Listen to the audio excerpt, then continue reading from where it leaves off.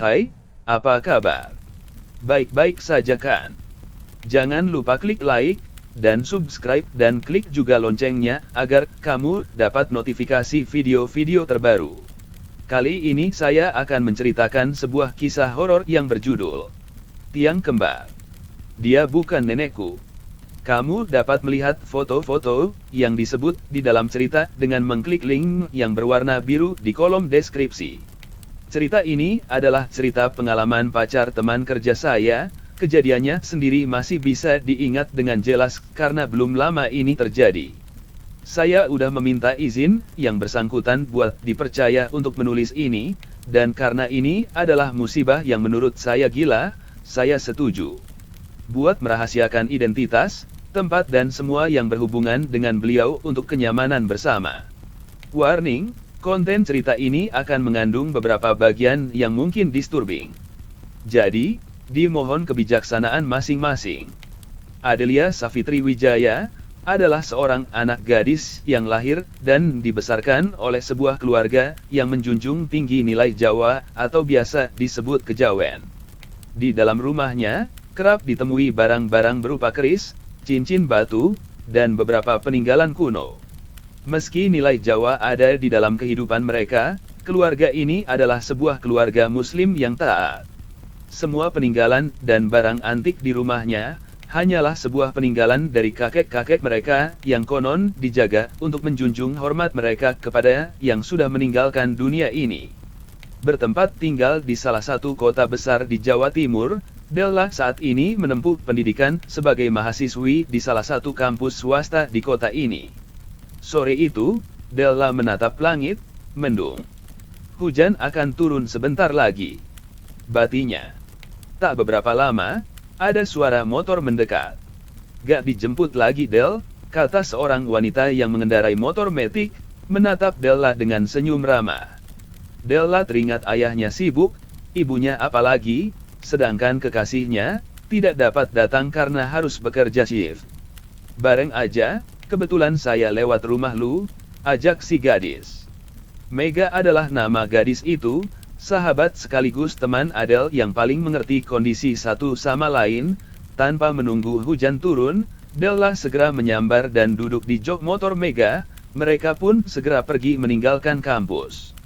Di tengah perjalanan, Della tampak tidak fokus dengan apa yang sebenarnya sedang ia pikirkan.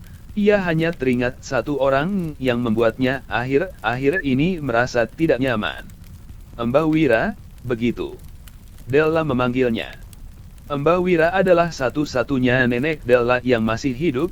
Beliau adalah ibu dari pihak ayah yang saat ini tinggal satu atap bersama Della. Namun, beberapa bulan ini, Della menemukan kejanggalan dengan neneknya yang selama ini dekat dengannya, dan memiliki perasaan kalau seolah-olah itu bukan neneknya. Namun, ia bimbang. Lagi mikir apa? Kata Mega menyadarkan Della dari lamunan. Gak ada. Mega tahu Della berbohong, namun, dirinya tidak punya hak untuk memaksanya bercerita. Kurang beberapa kilometer, hujan mulai turun disertai kilatan petir yang menyambar, namun Mega tetap melanjutkan perjalanan. Terobos saja ya, biar cepat sampai. Enggi, kata Della. Motor Mega kini berhenti di sebuah rumah dengan kompleks halaman yang luas. Itu adalah rumah Della. Gak mampir. Gak Del, lain kali saja, titip salam buat emak, bapak, sama Mbah Wira saja. Ya sudah, hati-hati. Begitu motor Mega kembali melaju menembus hujan yang kian lebat, Della baru sadar, sudah hampir jam 6 sore dan hari sudah petang, namun, tak satu lampu pun di rumahnya tampak menyala, padahal, kiri kanan tetangganya sudah menyalakan lampu guna mengusir kegelapan di sekitar rumah. Apa listriknya mati ya? Batin Della mendekat, namun, perasaan itu kembali lagi, akhir-akhir ini, semua seperti mimpi, seperti ada yang lain di dalam rumahnya, yang membuat Della tidak nyaman, dan tidak ingin kembali ke rumah. Namun, masalahnya, Della tidak tahu apa itu. Ia membuka pintu, dan mengucapkan salam seperti biasanya. Assalamualaikum, katanya, namun, kegelapan dan keheninganlah yang justru menyambutnya.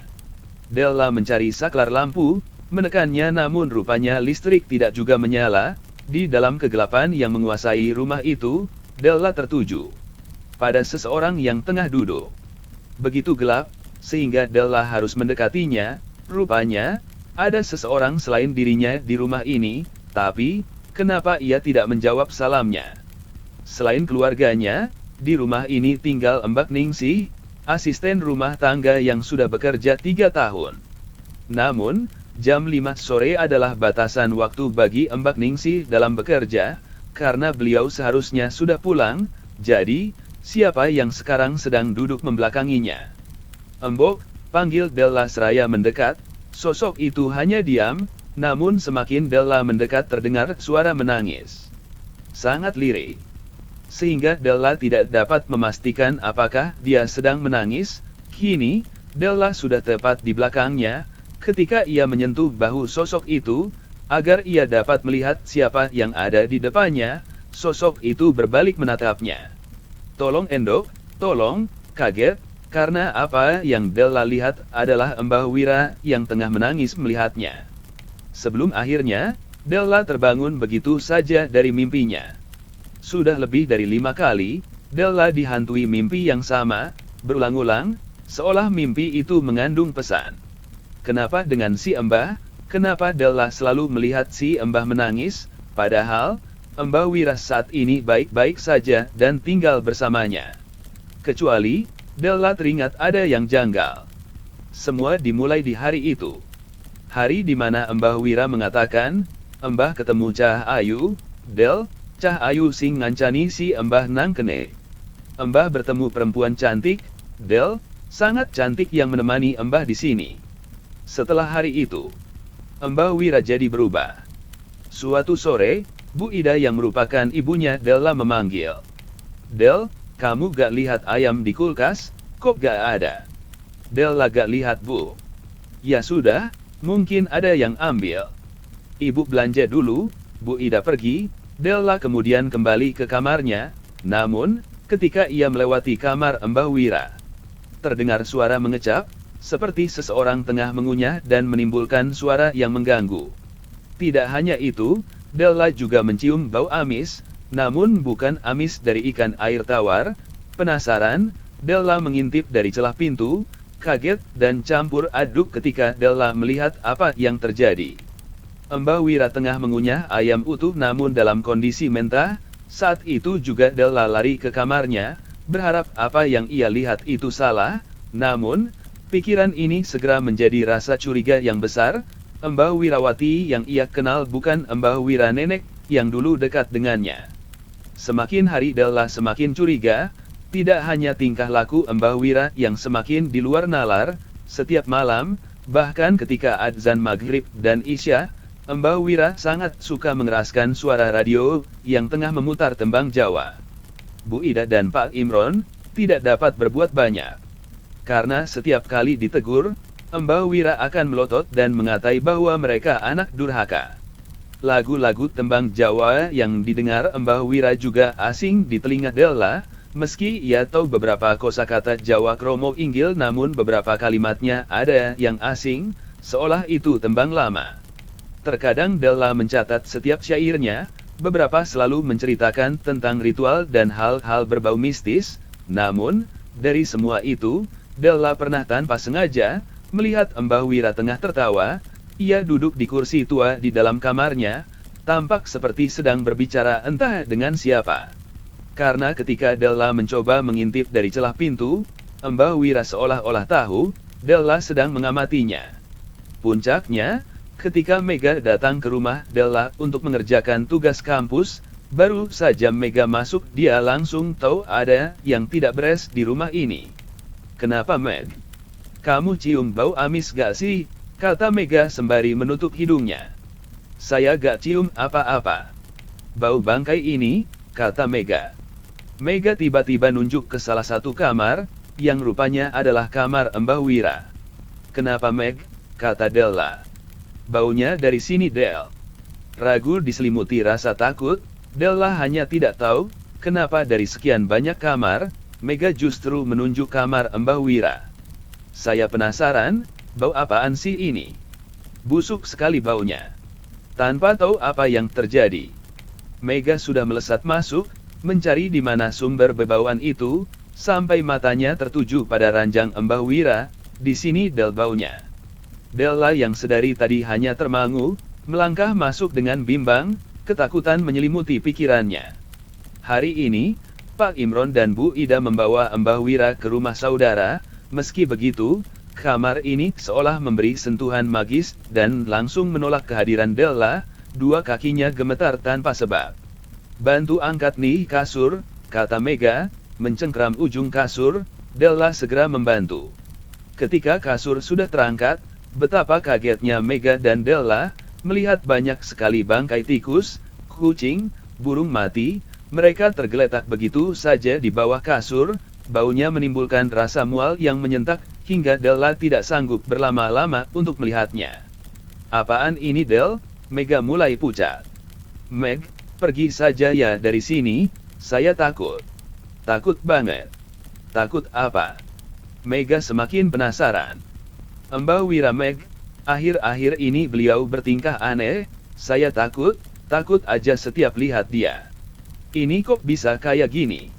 Ada ayam mentah juga. Mega menunjuk sudut tempat kasur. Della langsung tahu, itu adalah ayam tempo hari. Apa yang sebenarnya terjadi? Akhirnya, setelah membereskan kasur, Della dan Mega kembali ke kamarnya. Namun, sebelum meninggalkan tempat itu, Della tahu, dirinya seperti sedang diawasi entah oleh siapa. Suara deru mobil baru saja terdengar. Della tahu mereka sudah pulang. Mega sedari tadi hanya melihat buku di tangannya. Ia belum terbayang apapun bahkan setelah kejadian tadi. Namun, firasatnya mengatakan ada hal ganjil dan berbeda selama Mega datang ke rumah ini. Rupanya benar, Pak Imron dan Bu Ida telah pulang. Di belakangnya, Mbah Wira juga ada, berdiri menyambut tamu yang tak diundang. Hanya butuh sekali lihat, Mega tahu, di hadapannya, bukan sosok hangat Mbah Wira yang selama ini dia kenal, melainkan sesuatu yang hitam tengah menatapnya. Onok opo tu enduk, kok endelo ekoyok ngunu, ada apa teh anak, kenapa melihatnya seperti itu? Della melihat gelagat yang aneh pada Mega, belum pernah wajahnya berekspresi tercekat seperti ini, seolah ia baru saja dicekik oleh kekuatan yang tidak terlihat. Merasa semua ini bukan hal baik, Della mengajak Mega masuk ke kamar. Di sana, ia masih bisa melihat, Mega mencuri pandang dari Mbah Wira. Ada apa Meg? Kok lu jadi aneh gini? Gak apa-apa Del, kata Mega. Beberapa saat kemudian, rumah itu menjadi sesak bagi Mega. Ia sadar dalam bahaya. Del, saya mau pamit ya, saya ada urusan lain. Della yang mendengar itu tahu, ada yang disembunyikan oleh Mega. Namun dia tidak punya kewenangan dalam menghentikan temanya itu. Soal tugasnya, tadi aku taruh kertas di halaman 112, buka aja nanti, kata Mega, buru-buru menyerahkan buku. Gak pamit sama bapak, ibu? Boleh, kata Mega. Sesaat, Mega terhenti di depan kamar Mbah Wira, terdengar nada syair Jawa yang familiar di telinganya, sernya, menunjuk pada kemalangan dan nasib buruk bagi mereka yang tidak tahu, unggah-ungguh, atau sopan santun. Suara motor Mega perlahan menghilang. Penasaran dengan ucapan Mega, Della membuka isi buku Mega. Di sana, tertulis sebuah kalimat, Mbah Wira bukan nenekmu. Saat itu juga, handphone berdering, seseorang menelpon Della. Ketika melihat nama kontak pemanggil, Della pucat pasi melihat Mega memanggil. Diangkatnya telepon itu, rupanya, itu bukan Mega, suaranya adalah suara seorang lelaki, dengan nafas terburu-buru. Mohon maaf, di kontak darurat ada nomor ini, pemilik HP ini baru saja kecelakaan, menerobos pohon, dan saat ini tengah kritis. Della hanya tercekat beberapa detik, menelpon orang tua Mega, lalu bergegas keluar. Tepat setelah membuka pintu, Della terdiam menatap Mbah Wira tengah bersenandung tembang Jawa. Ing iling, waspodo lan ati-ati karo sesungguhane yen ra ro opo-opo, ingat-ingat waspada, dan hati-hati pada sesuatu. yang bila mana kamu tidak tahu apa-apa. Mbah Wira tersenyum memandangnya, Della berlari melewatinya. Ia semakin yakin, Mbah Wira bukanlah neneknya. Della diberitahu, kondisi Mega kritis, sebelum dibawa ke sini, Mega muntah darah banyak, tapi yang mengkhawatirkan tentu darah yang keluar dari telinga kirinya, ini, sudah menjadi masalah serius. Della hanya tidak mengerti, kenapa tiba-tiba saja seperti ini. Rupanya, malam itu Della berniat untuk menghadapi ketakutannya, meski diselimuti ketakutan, Della memberanikan diri masuk ke kamar Mbah Wira, beliau sedang melihatnya, tampak tengah menunggu. Panjenengan sinten, katanya lantang. Wes rotu endok, sopo sing endudui, kancamu iku, piye saiki? Wes mati. Sudah tahu kamu nak, siapa yang ngasih tahu, temanmu, bagaimana keadaannya, sudah meninggal.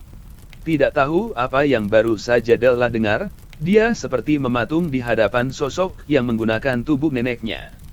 Malam itu juga, Della menceritakan semuanya ke Pak Imron dan Bu Ida, di luar dugaan, mereka juga merasakan hal yang sama. Pak, kayaknya ada yang salah sama ibu, aku pernah melihat ibu makan kembang, tak kirain untuk apa, tapi kok ngeri Pak. Pak Imron yang merupakan anak kandungnya terdiam memikirkan sesuatu. Besok Bapak cari bantuan, Bapak punya kenalan yang bisa bantu. Dari kamar Mbah Wira terdengar suara keras menyentak, gak usah ngusir aku ko NKB, gak usah ngusir aku kalian semua. Malam itu, Pak Imron mengunci pintu kamar Mbah Wira saking takutnya. Bila dengan mengunci kamar Mbah Wira sudah menyelesaikan masalah sepertinya Pak Imron salah besar, setelah pintu dikunci, Mbah Wira tertawa sembari berujar dengan bahasa Jawa yang sanggup, mengerikan, seperti orang mengutuk. Menungso ko NKB bakal kenek imbase. Manusia seperti kalian semua kelak akan kena batunya, dan tepat setelah mengatakan itu, listrik seolah mati total. Malam itu juga, Pak Imron langsung menghubungi kenalannya, sembari mereka bersama keluar dari rumah itu. Bingung, Pak Imron menunggu sampai ada mobil datang. Rupanya itu adalah teman kerja Pak Imron, baru saja beliau turun dari mobil, beliau langsung istighfar. Astagfirullah, Imron, ada apa ini? Kenapa rumahmu banyak sekali demitnya? Bingung, Pak Imron menceritakan semuanya. Mbah Wira, sejak kapan? Kenapa kamu gak ngasih tahu? Hanya berbekal membaca doa, kawan Pak Imron melesat masuk ke rumah, istighfar kembali terdengar, rupanya di setiap sudut dipenuhi bangsa alus seolah-olah di sini sedang ada pesta yang diadakan. Gini saja, kata kawan Pak Imron, kalian semua pergi dari sini, besok kita kembali. Malam ini, firasatku buruk Imron, yang sekarang ada di kamar itu, beliau menunjuk kamar Mbah Wira, berbahaya. Mbah Wira kembali berteriak di dalam kamar. Ayo merinio koen cah ambu pare, ilmu Jack dangkal koen wani nantang aku. Ayo kesini kamu anak bau pare, ilmu kamu masih dangkal tapi berani nantangin aku. Malam itu juga, rumah Pak Imron dikunci, sementara Mbah Wira terus berteriak kesetanan, untung saja tetangga tidak ada yang bangun. Mereka pergi menuju rumah kawan Pak Imron. Pak Sugeng memang bisa melihat hal-hal begituan, karena itulah terkadang ia buka pengobatan alternatif, namun, dari semua pengalaman dia mengusir bangsa halus, baru kali ini Pak Sugeng tidak berkutik hanya dengan melihat energi gelapnya. Sejak kapan Mbah Wira seperti ini? Bu Ida dan Pak Imron hanya diam mematung, tidak tahu dari mana semua berawal. Della yang mendengar itu menjawab, sejak si Mbah cerita katanya dia sering didatangi wanita cantik di dalam mimpinya. Pak Sugeng tampak berpikir, kemudian beliau mengambil handphonenya. Saya punya kenalan, yang punya pengalaman melawan jin rahib seperti ini, kata Pak Sugeng. Jin rahib itu apa toh geng? Tanya Pak Imron. Jin yang keras kepala, sukar keluar kalau sudah masuk tubuh manusia, masalahnya, Mbah Wira bisa sampai dirasuki seperti ini, lo kok bisa tak? Mbahmu itu, getihe angget, rajin sholat, bagaimana mungkin masih bisa, semoga tidak seperti yang saya pikirkan. Apa yang kamu pikirkan, geng? Saya takut, Mbah Wira ikhlas menyerahkan diri secara sukarela sama jin itu. Semoga tidak. Berdoa saja kalian. Memang apa yang terjadi, Pak, kalau si Mbah ternyata memang berserah pada jin itu? Pak Sugeng diam lama, dia menatap semua orang, wajahnya tegang. Susah itu, Dek, katanya. Kalau Mbah Wira memang sengaja secara sadar pasrah jin itu masuk, itu artinya kemungkinan kecil bisa keluar. Bayangkan saja, ada yang bertamu dan tuan rumah mengizinkan masuk bahkan sampai menginap. Apa kamu mikir, apa yang terjadi kalau kamu ngusir itu tamu? Padahal Hawong yang punya rumah sudah kasih izin. Pak Sugeng kali ini duduk, dinyalakan rokok sembari masih menahan diri. Saya yakin terlepas dari Mbah Wira menyerahkan tubuhnya atau tidak, ada alasan lain yang saat ini saya belum tahu, tapi, bangsa jin itu manipulatif, licik, jahat, mereka bisa membohongi, mengancam, bahkan melukai, bila tidak mendapat apa yang menjadi tujuannya. Di sini saya harus cari tahu, malam ini kalian tidur saja di sini, biarkan saja Mbah Wira di sana, dia akan baik-baik saja. Jin itu tidak akan melukai tubuh inangnya. Besok setelah kawan saya datang, kita coba pelan-pelan, semoga Allah melindungi kita. Della masih termangu menatap langit-langit kamar. Ada sebuah detail cerita yang ia lupakan, namun detail itu yang akan menjelaskan semuanya. Sendirian di rumah orang membuat Della tidak tenang, terlebih wajah si Mbah terbayang-bayang. Maksud mimpinya melihat Mbah Wira menangis sepertinya masuk akal. Tapi, kenapa si Mbah mau menyerahkan begitu saja tubuhnya, seolah dia memiliki alasan yang masuk akal. Rupanya, malam itu Della bermimpi. Wanita cantik, yang konon sering ia dengar dari Mbah Wira datang menemuinya. Wajahnya cantik sekali, sampai Della tidak tahu harus menjelaskan seperti apa parasnya. Wanita itu tersenyum, menyapanya dengan lembut kemudian berujar, "Della, mau ketemu si Mbah?" katanya. Pertanyaan tiba-tiba itu membuat Della bergidik ngeri, meski kecantikannya tak terbantahkan. Namun, wanita itu seperti sedang mencoba menjebaknya. "Sini, tak anterin ke si Mbah kalau mau ketemu, si Mbah kangen sama Della, Della juga kangen kan?" Bersiap untuk menyambut tangan, Della terbayang wajah Mbah Wira yang menangis, ia menarik ulur tangan itu, ketika ia terbangun. Pak Sugeng ada di sana, menyentuh kepalanya sembari membaca ayat kursi. "Astagfirullah," katanya dengan keringat di keningnya. Pak Imron dan Bu Ida menatapnya, menangis melihat Della, yang meraung-raung. Della tidak tahu apa yang terjadi, karena ia tidak sadarkan diri dalam tidurnya. "Kamu gak apa-apa nak?" peluk Bu Ida, tangisnya pecah. "Saya kecolongan, sudah kuduga jin ini gak main-main kalau mencelakai orang." Pak Sugeng menatap Della, "Kamu mimpi apa, Dek?" "Wanita cantik ngajak saya ketemu si Mbah," kata Della tergagap, wajahnya masih tegang. "Kamu terima tawarannya?" tanya Pak Sugeng.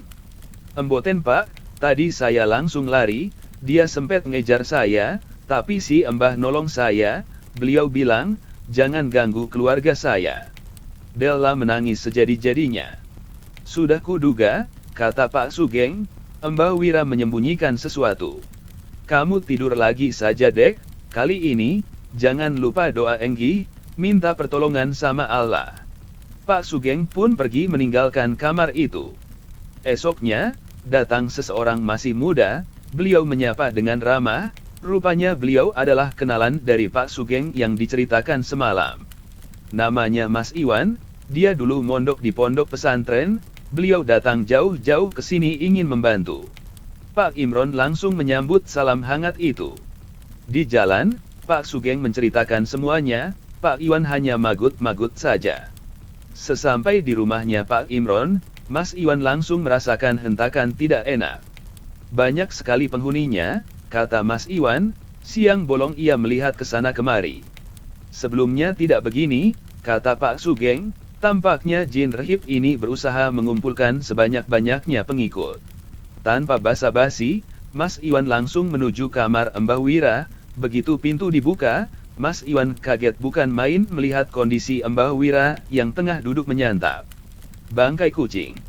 Astagfirullah, kata Mas Iwan, disaksikan oleh Pak Imron dan Pak Sugeng. Mas Iwan mendekati Mbah Wira yang menatapnya tajam, dengan gigi kemerahan dari darah daging kucing yang ia santap hidup-hidup. Assalamualaikum, sapa Mas Iwan. Namun, Mbah Wira tak menjawabnya. Assalamualaikum, lagi, namun tetap tidak dijawab. Assalamualaikum, ketiga kalinya, Mbah Wira menjawab, Waalaikumsalam, namun suaranya, bukan suara Mbah Wira, melainkan suara menyerupai suara seorang pria. Panjenengan sinten, lan enten nopo panjenengan ten mriki. Anda siapa, dan ada urusan apa Anda ada di sini? Aku diundang, jawab Mbah Wira. Sinten sing ngundang? Siapa yang mengundang? Gak ono urusan ambek awakmu, gak ada urusan denganmu. Panjenengan saged jawab salam kulo, sakniki kulo nyuwun tolong, panjenengan metu ambek. Rencang-rencang panjenengan, saged. Anda bisa menjawab salam saya, sekarang saya ingin meminta tolong, bisakah Anda pergi bersama teman-teman Anda? Apa bisa? Mbah Wira tiba-tiba berteriak keras sekali, lalu, ia menatap Mas Iwan dengan sengit, kali ini, ia mengerang seperti macan. Pak Sugeng memberitahu Pak Imron yang tampak kebingungan. Yang barusan adalah jin munafik. Dia ikut masuk ke dalam tubuh Mbah Wira, sebenarnya ada banyak sekali yang sudah masuk, tujuannya cuma satu, jin rahib ini, sedang bersembunyi di antara mereka. Pak Imron tidak dapat percaya. Namun, dengan melihatnya secara langsung ia harus merubah pikirannya, bahwa hal di luar nalar ini rupanya nyata. Mas Iwan meraih botol minum yang sudah ia bawa, disiramkan air itu sembari beliau berdoa, seolah terbakar, Mbah Wira merangkak seperti macan, menjauhi Mas Iwan. Mas Iwan menatap Mbah Wira, matanya mendelik seolah memberi ancaman, dan Mbah Wira terus meraung marah, suaranya nyaris sama seperti harimau betulan. Pak, permintaan saya tadi sudah dibawakan. Pak Sugeng mendekat, memberikan kain kafan yang sudah dirobek membentuk siluet tali. Tolong bantu saya pegangi ini Pak, kata Mas Iwan. Pak Sugeng dan Pak Imron langsung menangkap Mbah Wira, kaget bercampur bingung, tenaga Mbah Wira bukan main-main kuatnya, bagaimana mungkin wanita yang sudah berumur bisa membuat dua lelaki dewasa seperti tersudut. Mas Iwan, menyentuh kening Mbah Wira sembari memanjatkan ayat-ayat, raungan Mbah Wira semakin keras, namun, dengan begitu Mbah Wira mau dituntun ke atas kasur, diikatnya kaki dan tangan Mbah Wira dengan tali kain kafan di 4 tiang ranjang. Masih mengaum marah, Mas Iwan kemudian kembali membaca ayat-ayat. Kali ini, Mbah Wira sudah tidak seperti macan, namun suaranya menggelegar, tertawa-tawa, bahkan mencemooh, embok pikir aku bakal metu ambek caramu ngeneta, cah cilik model raimu gak bakal isok mekso aku, kamu pikir dengan begini kamu bisa mengusirku, dasar anak kecil, kamu tidak akan bisa memaksaku keluar. Apakah itu jinnya Mas? Tanya Pak Imron, wajah Mbah Wira mendelik dengan senyum mengejek, seolah-olah apa yang dilakukan Mas Iwan gak berguna. Bukan Pak, kata Mas Iwan, ini jin lain, saya akan coba memaksanya keluar tapi saya butuh waktu. Mas Iwan mengambil telur ayam, diletakkannya telur itu di bawah ranjang kasur, kemudian beliau kembali membaca ayat-ayat. Aneh, meski wajah Mbah Wira meringis menahan sakit, namun ia masih tersenyum seolah membuktikan bahwa ia tidak dapat dikalahkan. Yang terakhir, Mas Iwan menarik sesuatu dari ujung kepalanya, seolah ada yang ia ambil, namun ia lakukan itu berkali-kali, jeritan Mbah Wira begitu hebat, sampai menimbulkan kebisingan di antara warga yang berbondong-bondong mendekat dan penasaran. Pak Sugeng segera menemui warga menjelaskan apa yang terjadi. Begitu selesai, Mas Iwan keluar dengan wajah masam.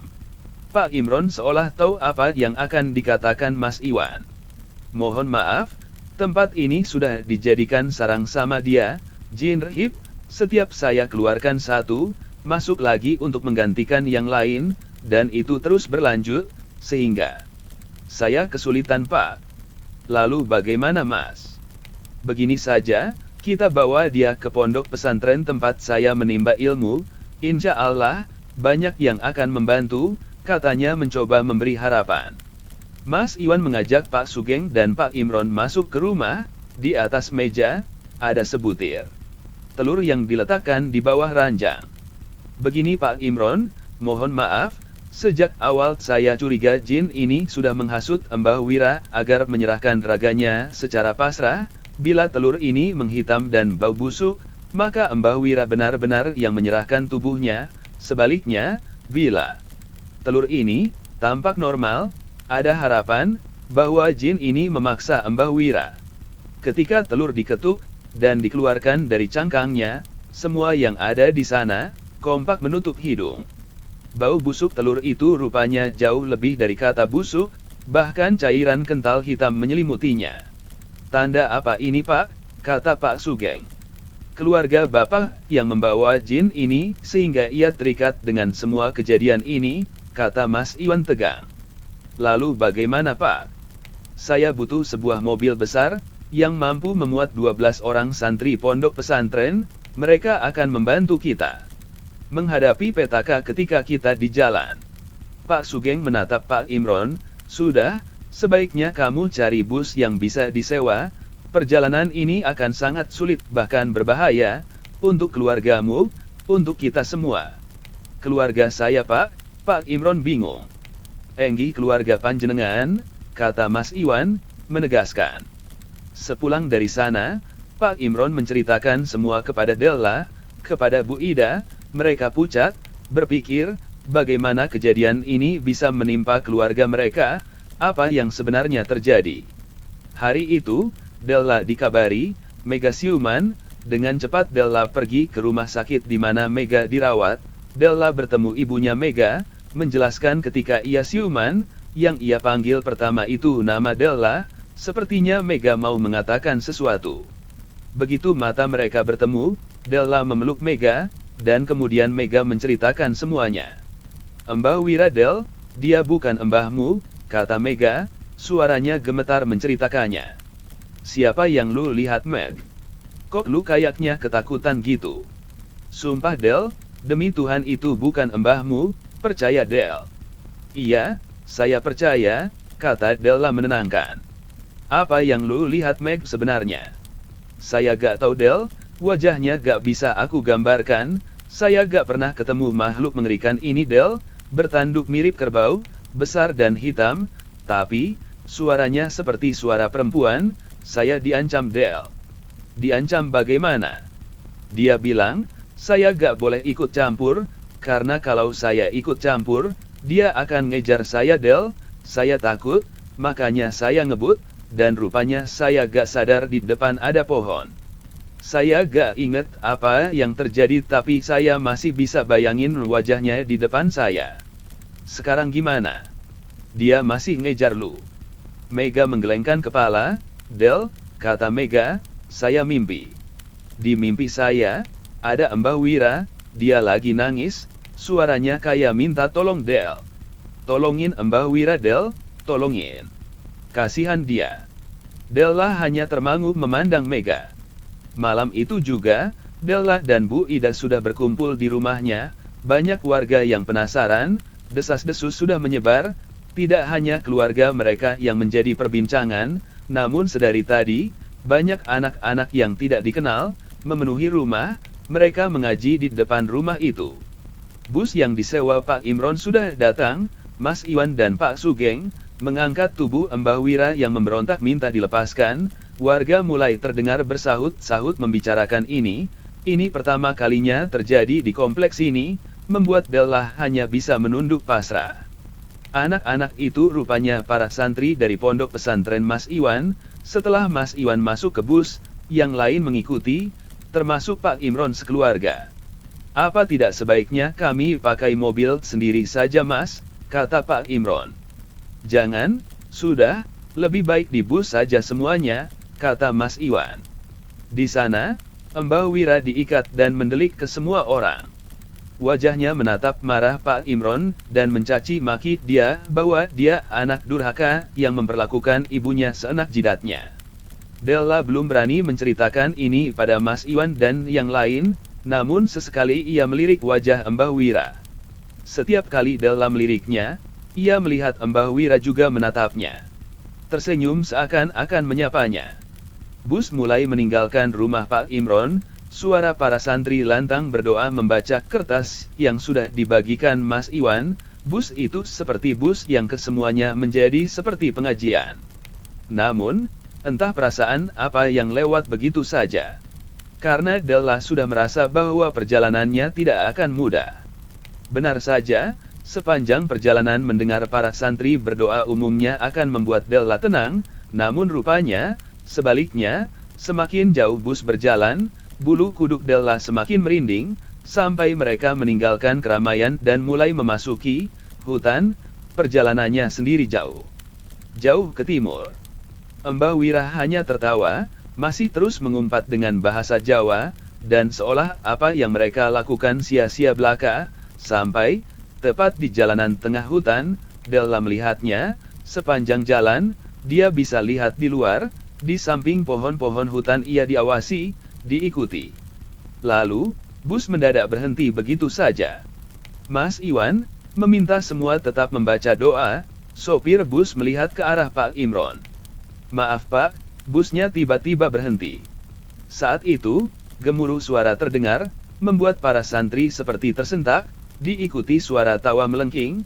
Mbah Wira menunjuk Mas Iwan, kemudian berkata, "Musibah iki gak bakal mari, sampai aku oleh siji teko kabeh wong senggok kene. Musibah ini tidak akan berhenti di sini, ia akan mengikuti setiap dari kalian yang ada di sini." "Bismillah, Pak. Ayo coba jalan lagi," kata Mas Iwan tenang. Anehnya, bus kembali berjalan.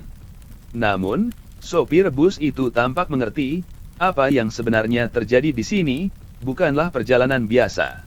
Karena ia bercerita pada Pak Imron, sepanjang perjalanan, di kiri kanan jalan, banyak memedi atau bangsa alus, berbaris di sepanjang jalan, meminta naik. Astagfirullahaladzim, kalimat itu terus terdengar dari mulut si sopir. Setiap ia melihat jalan, ia akan berucap itu kembali.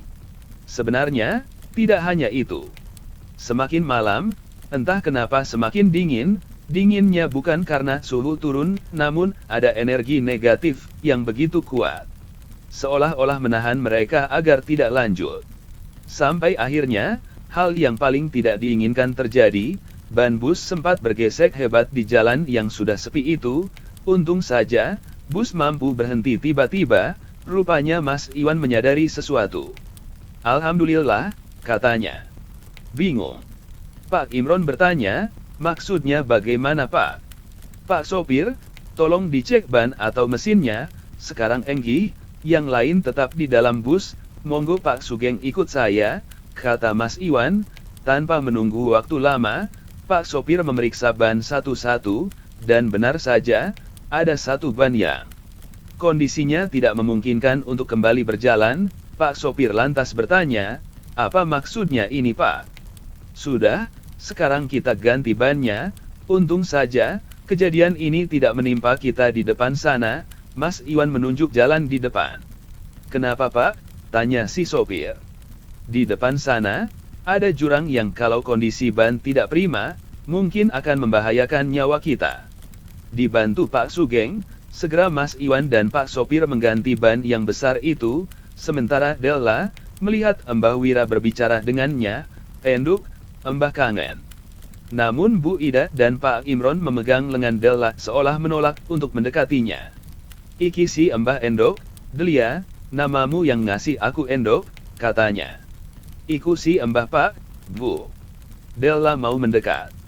"Jangan," kata Pak Imron tegas.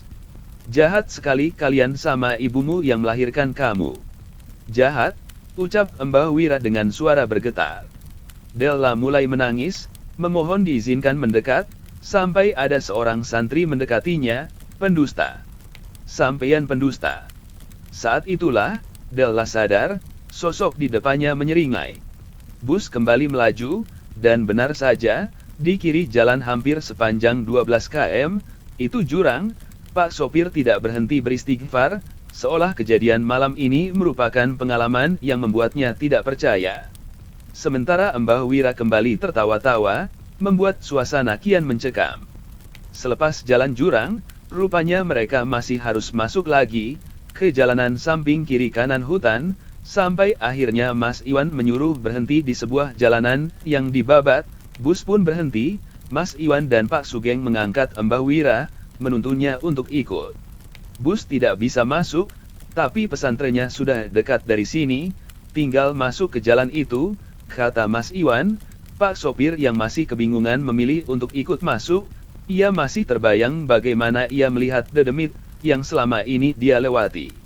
Wajah Mbah Wira mulai berubah, awalnya di mana ia terlihat pongah, sombong, kini meraung minta dilepaskan, dan mengancam akan mencelakai Mbah Wira semakin jauh, bila ia tetap dipaksa ikut. Pak Imron sedari tadi khawatir dengan ancaman itu, namun Mas Iwan justru menantang.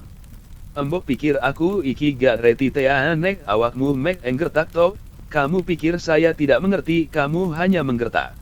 Suara meraung semakin terdengar, diikuti para santri. Della berjalan tepat di belakang Pak Sugeng, Bu Ida dan Pak Imron ada di belakangnya. Suasana pesantren itu rupanya tidak seperti yang ia bayangkan. Di kiri kanan, ia bisa melihat pohon ada di mana-mana. Selain itu, perasaannya semakin tidak enak, sampai Della, yang awalnya baik-baik saja, semakin lama, semakin berat, dan ia tidak ingat apa yang terjadi selanjutnya. Yang ia ingat, rupanya, Della pernah melihat wajah jin yang merasuki Mbah Wira.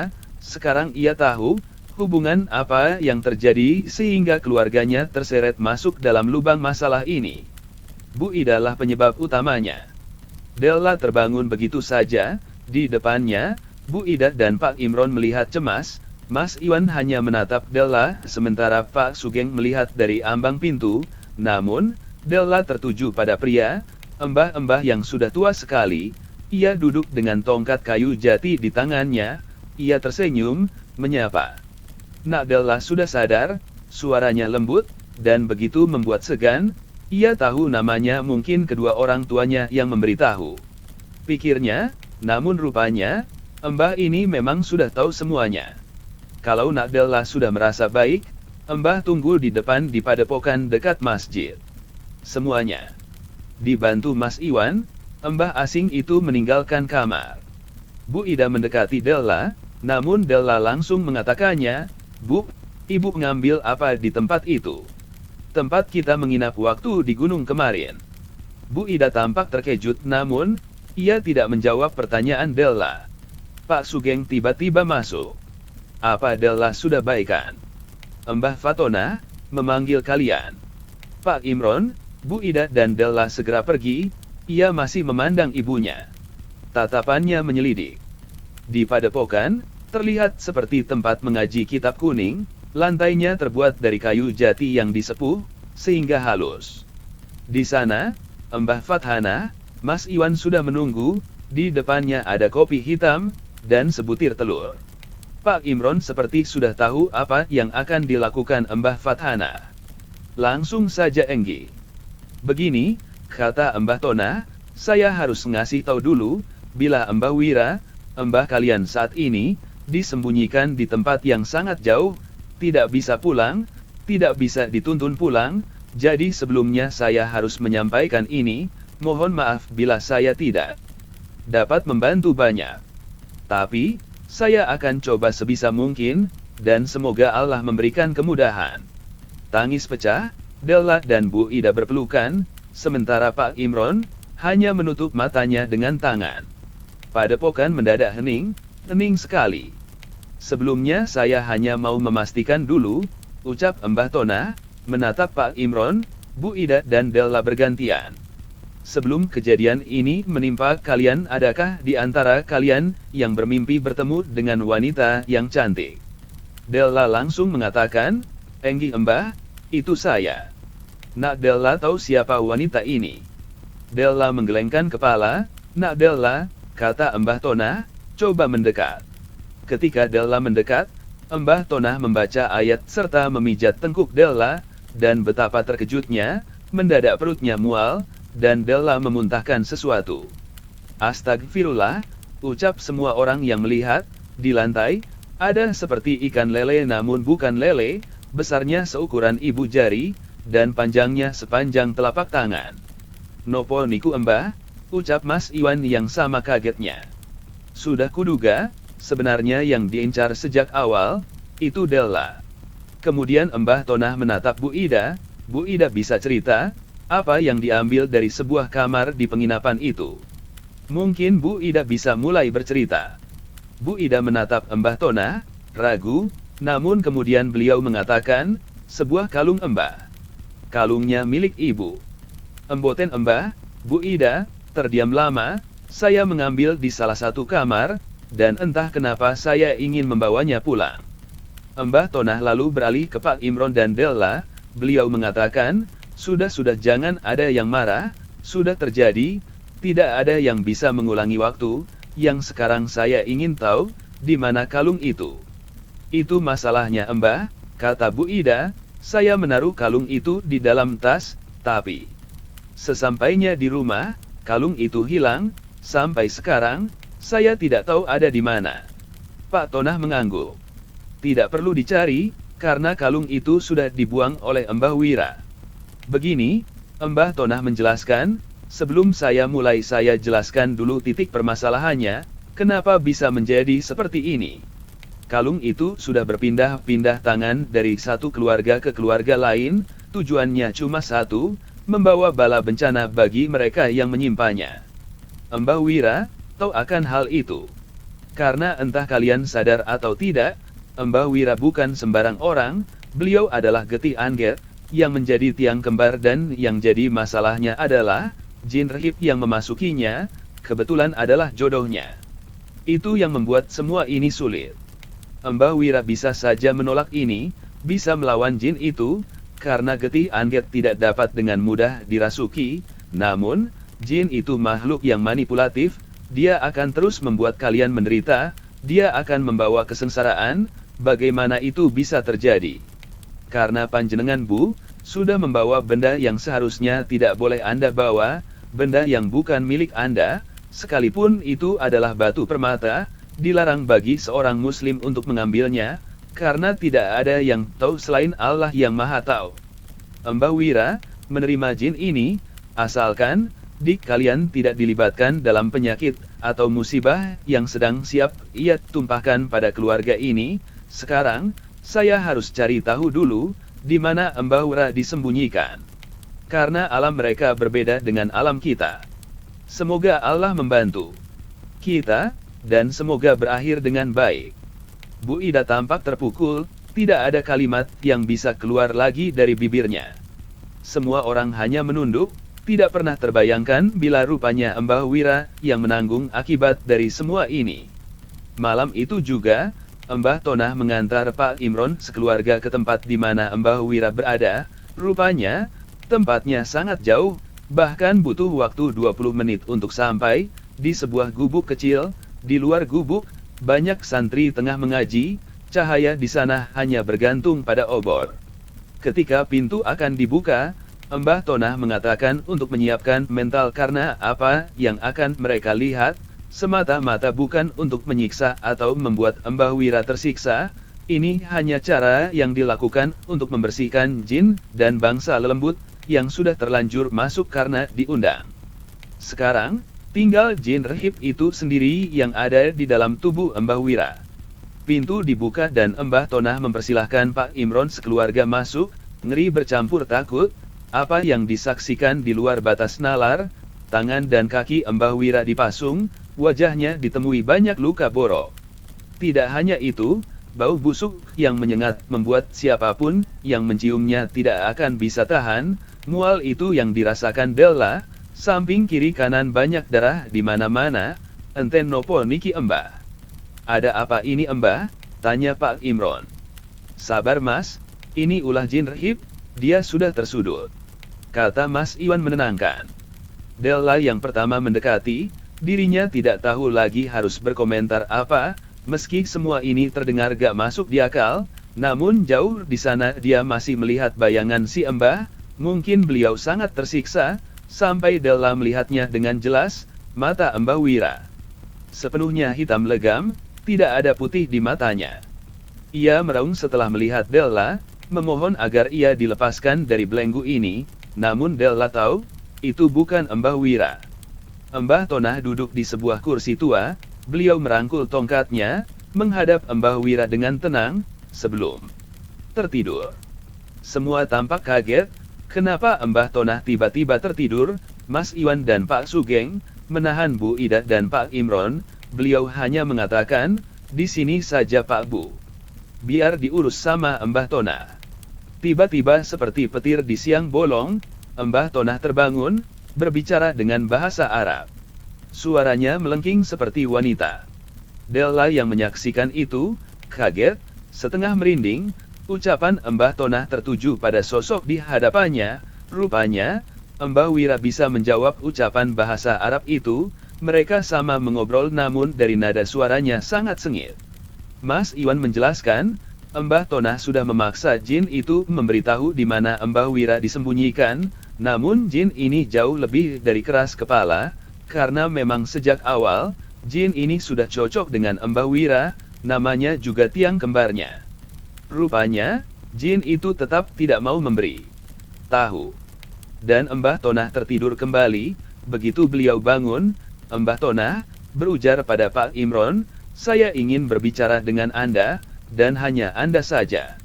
Mari ikut saya. Lama, Della tidak melihat Pak Imron dan Mbah Tonah, sekitar jam 2 dini hari, mereka kembali, namun wajah muram, terlihat dari ekspresi garis muka Pak Imron. Del, Bapak mau ngomong, kata Pak Imron. Della sayang Mbah kan. Della mengangguk, wajahnya terlihat bingung. Begini, kata Pak Imron, hari ini, akan diadakan sholat maid untuk Mbah Wira. Kaget tentu saja. Della terdiam. Sholat gaib Pak, kata Della, jadi, Mbah sudah gak ada. Begini, kata Pak Imron mencoba memeluk Della, ada harapan dengan sholat gaib, kita sudah mengikhlaskan si Mbah, dan jika kita sudah ikhlas, jin ini akan ikut lenyap, tapi rupanya, ini bisa memberi jalan ke si Mbah untuk pulang. Masalahnya, Della harus siap menerima konsekuensi apapun, mungkin si Mbah bisa pulang, tapi akal sehatnya ikut lenyap. Namun hanya itu cara satu-satunya, bukankah setiap manusia pasti akan mati? Malam itu, persiapan sholat gaib dilaksanakan saat itu juga. Bagai diterpa badai angin, rupanya. Jin rahib itu sudah tahu, dia berteriak, dan alam menentangnya dengan angin yang berhembus kencang. Para santri begitu terkejut, namun Mbah Tonah tetap tenang, sembari meminta semua santrinya mendekat, termasuk Della yang baru saja berwudhu. Sholat dilakukan dengan hikmat, dipimpin Mbah Tonah, dan jin itu menjerit sejadi-jadinya. Konon, Della bercerita, ia seperti melihat tubuh Mbah Wira tertekuk dengan suara tulang dipatahkan, begitu ngeri, namun Della harus ikhlas, dengan ini, semoga ada jalan bagi Mbah Wira. Setelah sholat gaib, Mbah Wira memuntahkan muntahan hitam, hitam sekali, dan sangat menyengat. Dia tidak berhenti memuntahkan itu. Sembari mencoba lepas dari pasak kayu, tulang lehernya seperti baru saja patah, sehingga kepalanya tidak dapat terangkat. Ini merupakan kengerian yang pertama kali membuat Della sampai tidak bisa melihatnya. Setelah subuh datang, Mbah Wira sudah jatuh, entah pingsan atau apa, beliau menggelepar di atas tanah. Santri perempuan membuka pasak, membawanya kembali ke pondok pesantren, sementara yang lain kembali untuk menunaikan sholat subuh. Adzan zuhur berkumandang, Pak Imron mengetuk kamar Della. Selama tinggal di pondok pesantren, beliau memeluk Della kemudian mengantarkannya ke sebuah kamar. Bu Ida juga ikut menyambutnya, matanya hitam tampak lelah dan dihantui rasa penyesalan. Della mencoba menghibur dengan memeluknya, insya Allah, semua sudah ikhlas. Mas Iwan dan Pak Sugeng sudah menunggu di luar kamar. Di dalam kamar, Della melihat Mbah Tonah. Setelah mencium tangan beliau, Della tertuju pada seseorang yang tengah duduk memandang jendela. Mbah Wira duduk. Matanya kosong memandang keluar. "Mbah," kata Della, namun tidak dijawab. Tidak berhenti, Della terus memanggil nama si Mbah, namun, sebanyak apapun dia memanggilnya, Mbah Wira seperti tidak mendengar siapapun. Di sana, Mbah Tonah menjelaskan. Saat ini, mungkin Mbah Wira sudah kosong. Seperti yang saya bilang, kemungkinan dia tidak akan ingat siapapun, tidak ingat apapun, tidak bisa melakukan apapun, makan harus disuapi, mandi harus dimandikan, seperti orang mati. Namun, raganya tetap hidup. Dan tidak akan ada lembut yang tertarik sama jiwa yang sudah kosong. Pernah melihat kenapa orang gila tidak pernah dirasuki? Karena di mata mereka, orang gila tidak punya akal pikiran, bau mereka teramat sengah, sehingga bangsa alus menjauhinya. Mohon maaf, hanya ini yang bisa saya lakukan untuk membantu, dan Pak Imron sudah setuju. Insya Allah, tidak akan ada yang mengganggu keluarga kalian kembali. Jin itu tidak akan kembali, dan tidak akan berani, karena tiang kembarnya sudah runtuh satu. Siang itu, keluarga Pak Imron dan semua yang ada di sana kembali pulang setelah berpamitan dengan semua orang di pondok pesantren. Mbah Wira dituntun oleh Pak Imron ketika berjalan, dan beliau menurut saja. Tapi tatapannya masih kosong. Sangat kosong. Raga tanpa jiwa. Penggambaran itulah yang Della saksikan. 2 bulan setelah peristiwa itu, Della bermimpi lagi, Mbah Wira kembali, menemuinya dan tersenyum. Begitu ia terbangun dari tidurnya, Della menemui si Mbah yang lebih banyak beraktivitas di dalam kamar, hanya melamun dan melamun, namun, pagi itu berbeda. Si Mbah Wira bisa melihat. Della membelai wajahnya untuk terakhir kalinya. Tidak ada yang tahu umur manusia, setelah Della pergi dari kamar itu, siapa sangka, Mbah Wira menghembuskan nafas terakhirnya.